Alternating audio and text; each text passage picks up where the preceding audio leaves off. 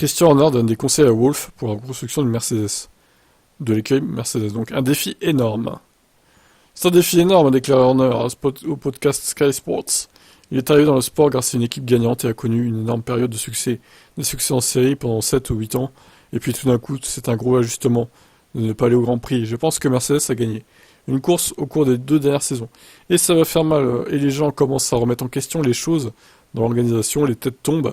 Et en tant que leader, vous devez les motiver, vous devez les relever. C'est un défi totalement différent. Être en tête du peloton et que de s'y forcer d'y revenir. Il parle d'expérience. Ah putain, sur Planète F1, leurs articles ils sont hyper longs quoi. C'est insupportable. Bon, je me concentre sur ce qu'il a dit. Je pense qu'il s'agit de s'assurer que les gens croient en eux-mêmes et d'essayer d'instaurer une confiance.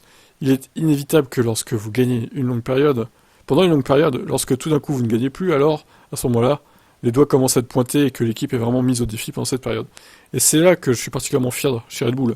Pendant la période où nous n'étions pas en mesure de gagner, ce qui était en grande partie hors de notre contrôle, et là, il vise Renault là, pour le coup, nous gagnions encore des courses chaque année, 2 ou 3 courses.